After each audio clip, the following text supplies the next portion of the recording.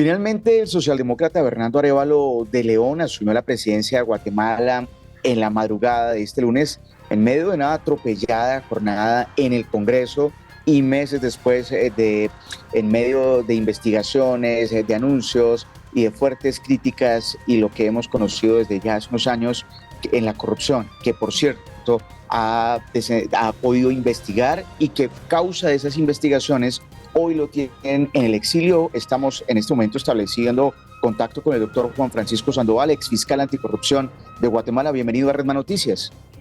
Muchas gracias por la invitación, aquí a la orden.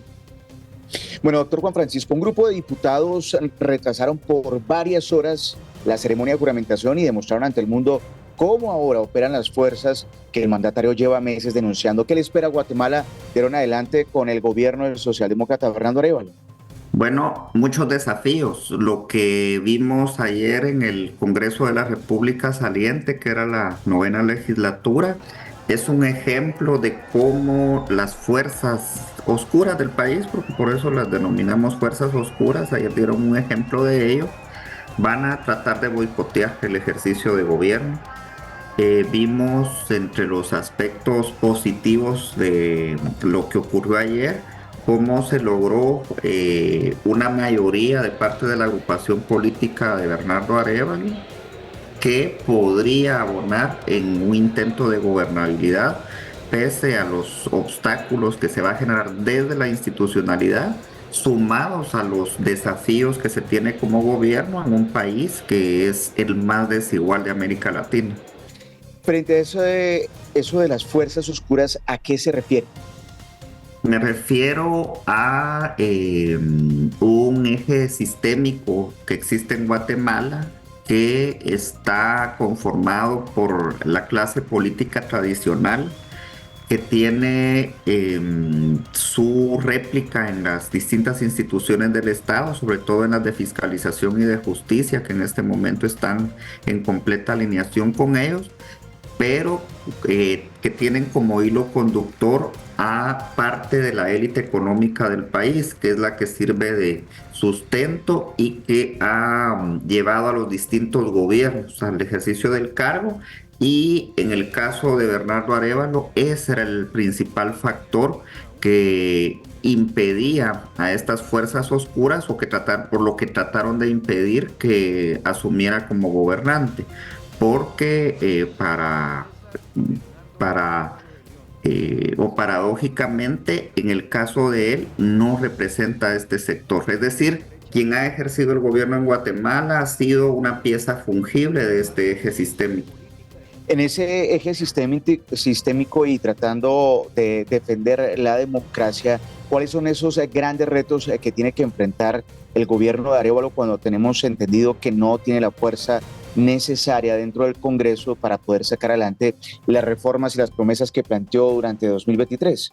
Como lo manifestó en su discurso de toma de posesión, el tema de la negociación, del diálogo, la concertación, una negociación que debe de privilegiar el beneficio para las grandes mayorías, los olvidados, los nadie, la mayoría de la población guatemalteca, la inclusión de diversos sectores de la sociedad, sobre todo de la mayoritaria población indígena del país, que es el ejemplo puro y duro de la exclusión. Entonces, sobre la base del diálogo, creo que se podrá ir construyendo mayorías, como ya lo vimos ayer en el Congreso de la República.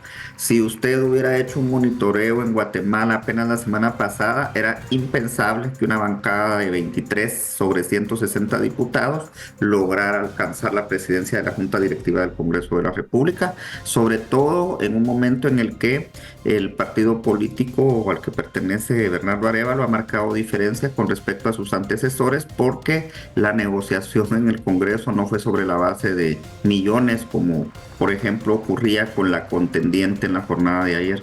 Quizás otro de los frentes, y usted que lo ha tenido que enfrentar, tanto así que ha salido del país por todas las amenazas enquistadas en Guatemala, ¿qué le espera frente a ese reto titánico de enfrentar la corrupción, que es uno de los grandes problemas de Guatemala? Uno de los grandes valladares del país y que tiene un gran obstáculo en el Ministerio Público de Consuelo Porras, quien, como lo manifestó, por ejemplo, ayer el presidente colombiano, a él le quedó claro de que desde el Ministerio Público se estaba fraguando un intento de golpe blando. Es un desafío que salga la fiscal general. Próximamente se tendrá que convocar para la elección de magistraturas de altas cortes, donde ya se ha quedado evidenciado de que nuevamente existen negociaciones paralelas, negociaciones al margen de lo que estipula la ley.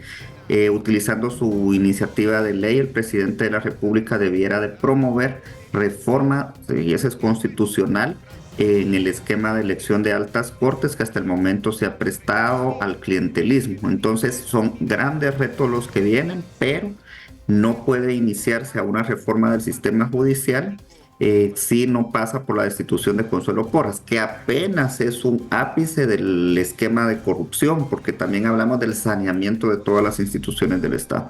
Por cierto que ahora que nombra al presidente de Colombia, Gustavo Petro, y que fue una de las figuras que estuvo ahí esperando que se posicionara Arévalo, él dijo en un trino en medio de cuando estaba en vilo la toma de posesión por parte del presidente Arévalo, dijo: la fiscalía, como en Perú, como en Colombia, ha tenido una actitud adversa a la presidencia e incluso ha intentado poner presa a la vicepresidenta elegida por el pueblo.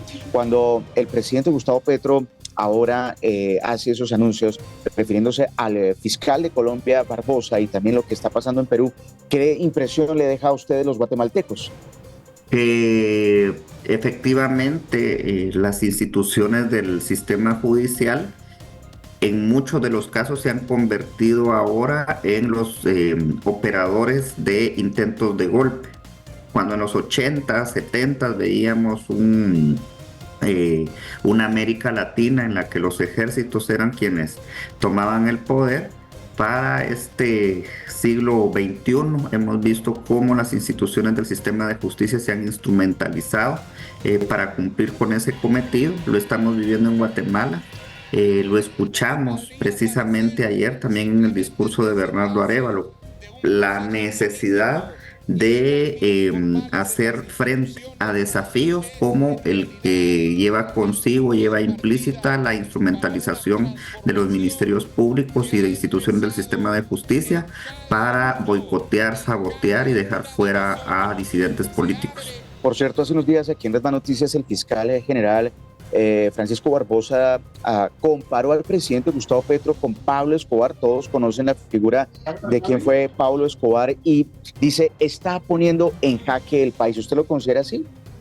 Bueno, sin conocer a profundidad lo que ocurre en Colombia, me parece muy atrevido, muy aventurado que un fiscal general, quien debe de garantizar la objetividad, la neutralidad, la imparcialidad, se refiera de esa manera, porque en todo caso estaría estigmatizando y equiparando a un criminal al gobernante de un país, cuando desconozco si ha presentado elementos sólidos a la opinión pública que permitan establecer de que el presidente colombiano es un narcotraficante. Yo creo que pasó por fue un disparate o quizás fue una reacción empática del fiscal colombiano.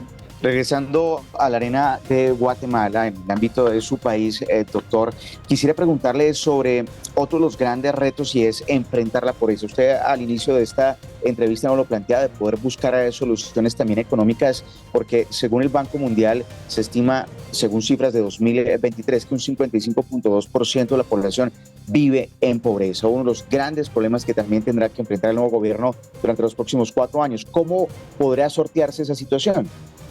Bueno, tendrá que buscarse el mecanismo para que la riqueza que produce el país sea distribuida en forma equitativa.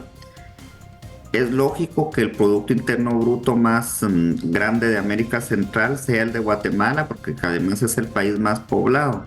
Sin embargo, la producción de la riqueza va destinada a algunos pocos. Creo que es un fenómeno que compartimos con países como Colombia, donde en países ricos existe gran cantidad y se exporta gran cantidad de pobres.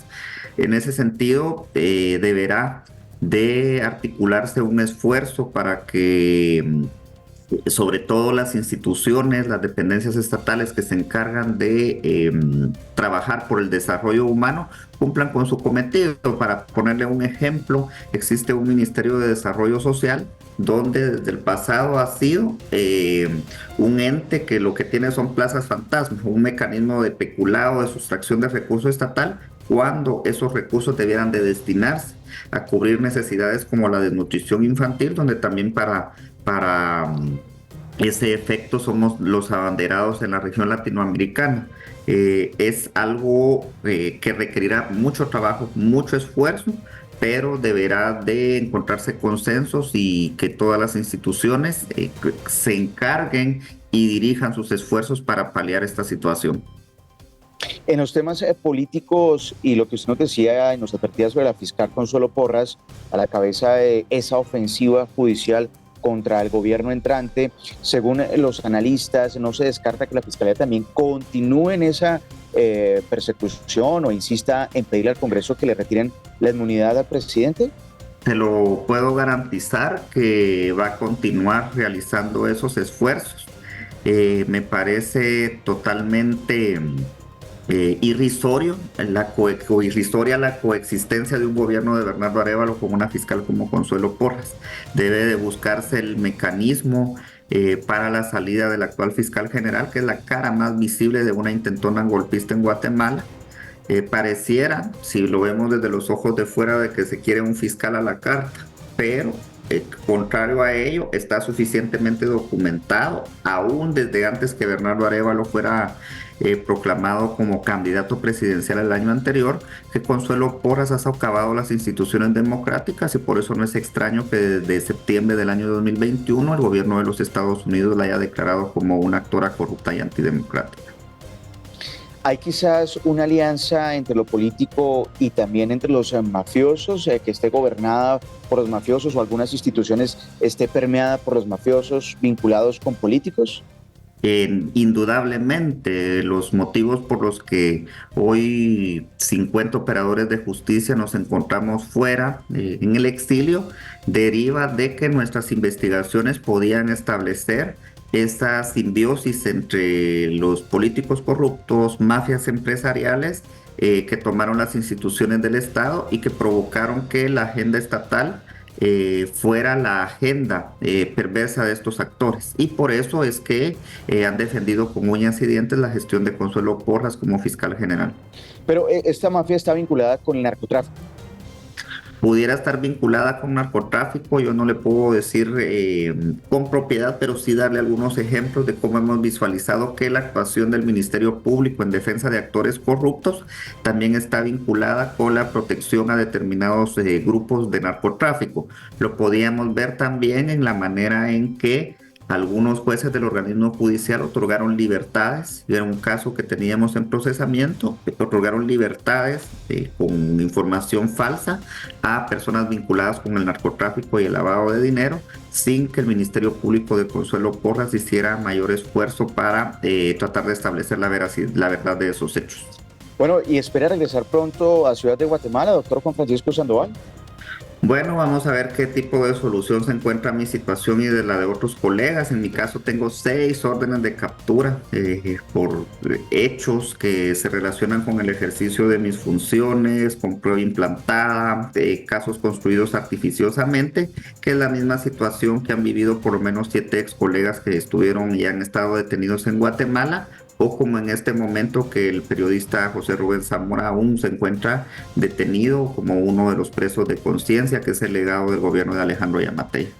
Bueno, esperemos que venga lo mejor para Guatemala en estos próximos 4 años, en la restitución de la democracia, de que también pueda retirarse a las mafias el poder que tiene enquistado en varias instituciones. Doctor Juan Francisco Sandoval, exfiscal de anticorrupción de Guatemala, gracias por estar aquí en Redman Noticias.